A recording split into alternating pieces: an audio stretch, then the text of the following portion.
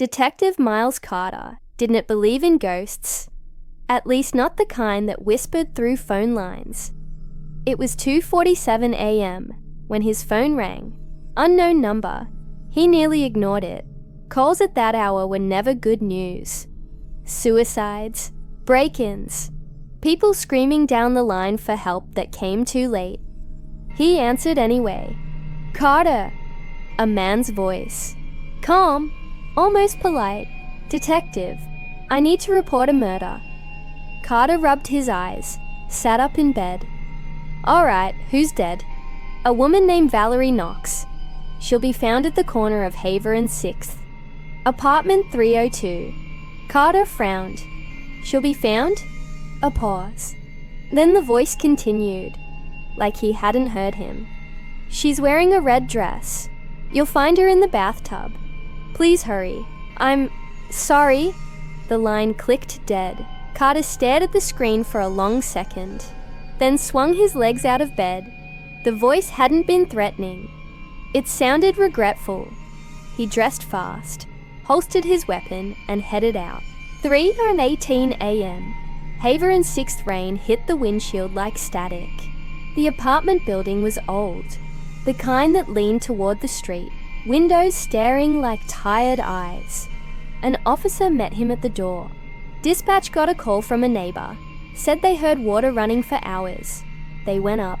Apartment 302. The door was unlocked. Carter stepped in, the air heavy with iron and perfume. Bathroom door open, water overflowing. Valerie Knox, late 20s, dead in the tub. Red dress, exactly like the caller said. He froze, then turned to the younger officer beside him. "Who found her?" "No one, sir. You're the first on scene." Carter's heart began to pound. "Get me the number from dispatch, the one that came through at 2:47. Back at the station, the text traced the call. Unlisted, burn phone, pinged once from a dead tower outside the city limits. No prints, no trail, no chance." Carter leaned over his desk, the hum of fluorescent lights drilling into his skull. His partner, Ellis, slid a coffee toward him. "You look like hell." Carter didn't answer. He was staring at the note he'd written. "I'm sorry." He couldn't stop hearing it. The voice wasn't robotic like most prank calls. It carried remorse, almost fear. Ellis sighed. "Carter, you can't take this one personal. He'll call again. They always do." But Carter didn't think so. This wasn't a killer taunt in him. It felt like someone confessing. 2 nights later, 2:47 a.m. The phone rang again. Same number. He answered instantly. "Carter, detective, I need to report another murder." The voice was steady, controlled. Carter's pulse quickened. "Who's this?" "You already know." He grabbed a pen. "Give me the name." "Daniel Griggs. He's in his car near the river. It'll look like an accident, but it's not. I killed him." Carter stood up, already grabbing his jacket. "When did this happen?" "In about 15 minutes. The line went dead again. Carter's hands trembled as he started the car. Tires screamed against wet asphalt. The city blurred by in streaks of grey and red. When he reached the river, flashing lights were already there. A sedan had smashed into the guardrail. Half submerged, smoke rising. Officers were hauling a man's body out of the driver's seat. Daniel Griggs, shot once in the chest. Exactly 15 minutes after the call. Carter stood in the rain, drenched and shaking. Ellis arrived, panting. "What the hell happened?" "You knew?" Carter stared at the corpse. "He told me." "Who?" "The same guy who told me about Valerie Knox." Ellis frowned. "Jesus. You think it's the same killer?" Carter's voice was low. "No, I think it's the same caller." Back at the station, Carter replayed the voicemails again and again. He slowed the audio, adjusted the filters. Under the confession, faintly, was another sound, a second voice whispering the same words. A half second before the caller spoke. like an echo from the future. Carter froze, rewound it, played it again. The whisper was identical, except this time, it said his name, Miles. He sat there in the dark, phone trembling in his hand. And for the first time in his career, Detective Carter didn't want to answer the next call. Detective Miles Carter hadn't slept in 2 days. Every time he closed his eyes, he heard that voice again. Calm, precise. I need to report a murder. The department had no leads, no fingerprints, no CCTV, just 2 dead bodies and a detective, starting to sound like a ghost story. Captain Monroe cornered him in the hallway that morning. Carter, you're chasing shadows.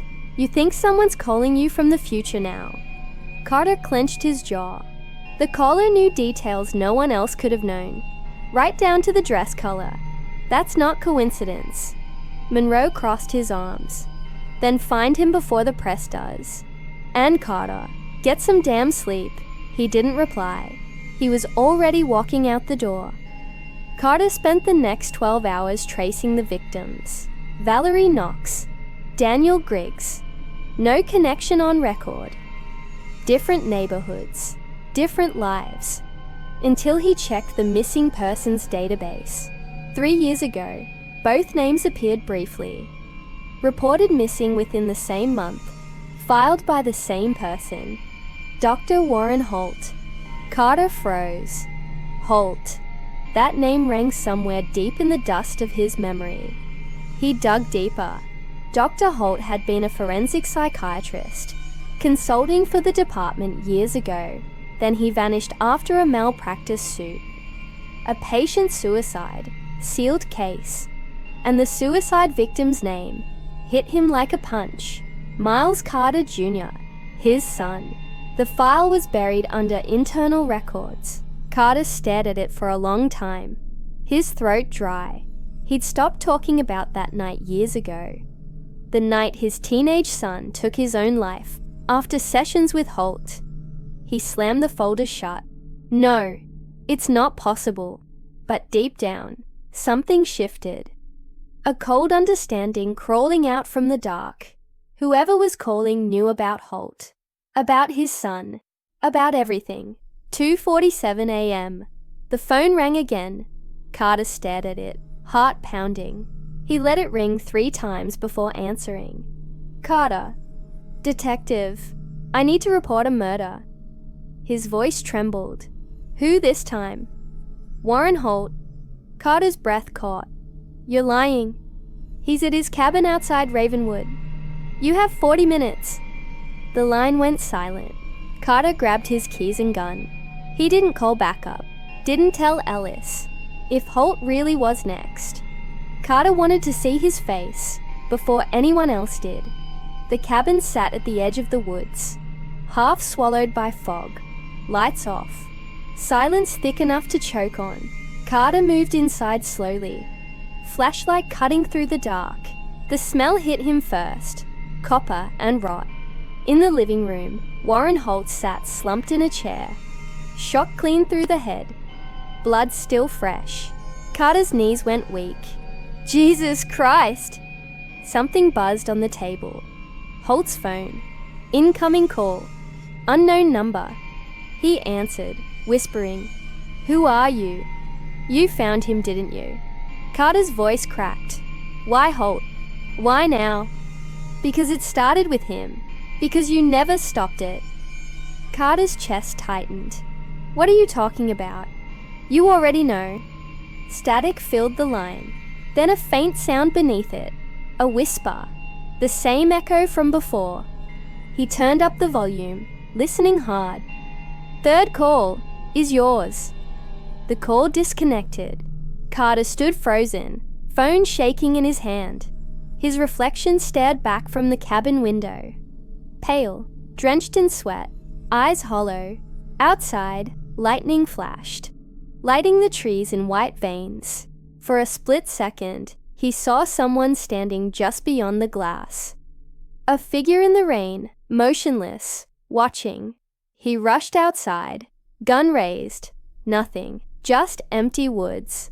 But when he looked back through the cabin window, he saw his own reflection again. Except this time, it was smiling. By morning, the police arrived. Ellis was furious. "Carter, you went alone?" "Jesus, what were you thinking?" Carter didn't answer. He was staring at a note found beside Holt's body. Written in a shaky hand. "Forgive me, detective. I only opened the line." Ellis frowned. "What the hell does that mean?" Carter folded the note carefully. "It means this wasn't random." He looked out the window, rain streaking the glass. "The line isn't a phone call," he murmured. "It's a connection. Someone sending confessions." From the other side, that night at exactly 2:47 a.m., his phone lit up again. Unknown number. He let it ring once, twice. Then the voicemail pinged through. "Detective Carter, this is your confession." The message ended, and in the background, faint but unmistakable, he could hear his own voice whispering back, "I'm sorry." The precinct felt different now. Too quiet, too still. Every time Carter's phone buzzed, half the room seemed to glance his way, like they could feel it. He hadn't told anyone about the last message, the one that said, "This is your confession." He couldn't. Who would believe that a dead psychiatrist, a sealed case, and a voice that spoke his name before he answered was somehow connected? But the evidence kept building, and every trail circled back to one place, Ravenwood Asylum, Dr. Warren Holt's old workplace, where Carter's son had been treated. That night, Carter sat alone in the evidence room, replaying the old files. Patient Nunch 2113, Miles Carter Jr., admission notes, audio logs. He hit play. A younger version of Holt's voice filled the speakers. Session 12. The boy continues to describe voices. He believes the dead speak through the static on disconnected phones. Carter froze. Static on disconnected phones. He hit pause, hands trembling. The sound still seemed to hum faintly in the speakers, even after the recording stopped. A whisper beneath the silence. He pressed play again. When asked whose voices he hears, he says one name repeatedly, "Dad." Carter's stomach dropped. His breath caught in his throat. He ejected the tape and stared at it like it might start bleeding. He drove to Ravenwood before dawn. The asylum had been closed for years, half collapsed under ivy and time. He parked outside, rain chewing through the rusted sign. Inside, the air stank of mildew and dust. His flashlight beam danced over peeling paint and broken gurneys. He followed the old corridor markers toward the patient archives. Room 13B, his son's room. The door creaked open. Inside, a cot, a cracked mirror, and a phone mounted to the wall. Old, rotary style, unplugged. Carter's pulse quickened.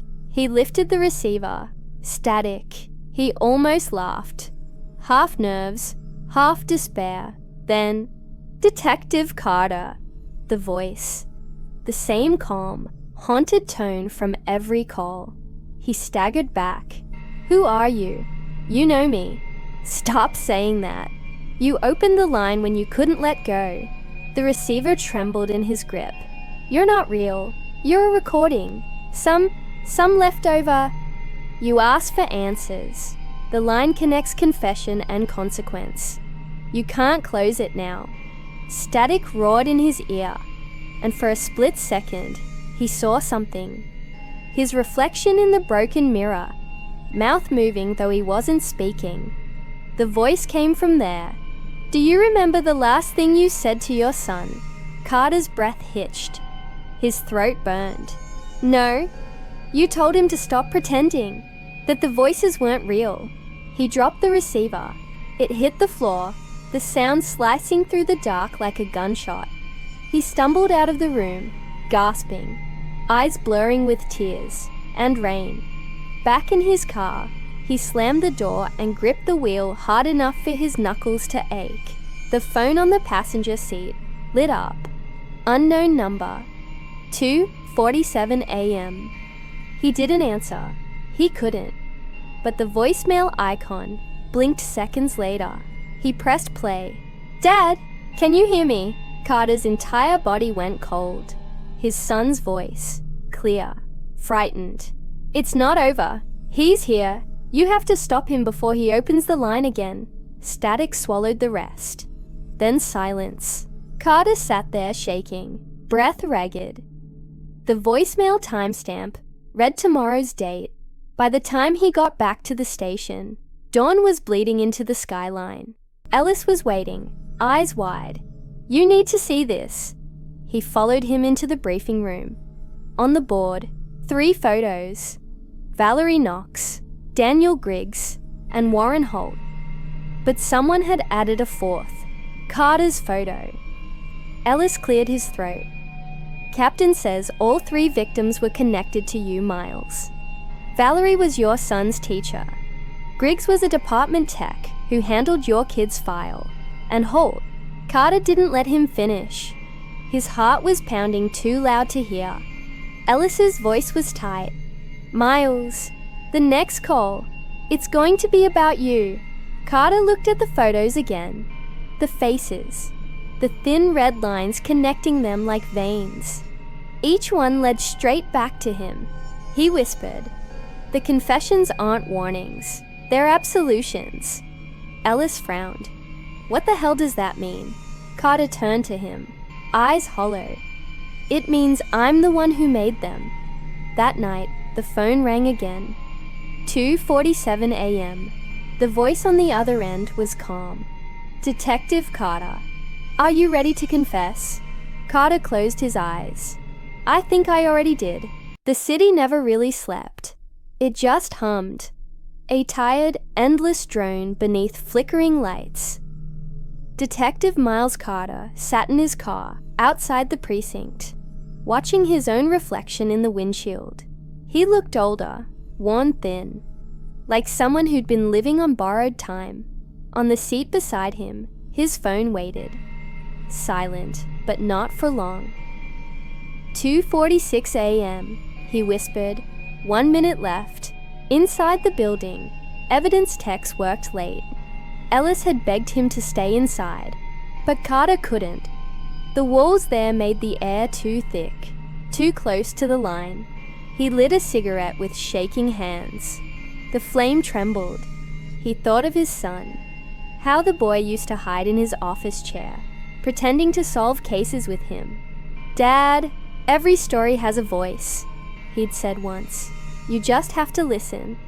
The phone rang, 2:47 a.m. He didn't flinch this time. He pressed answer. Detective Carter. The voice was quiet, familiar. It wasn't the stranger anymore. It was his. "You've been chasing me for weeks," the voice said. "But I was always here."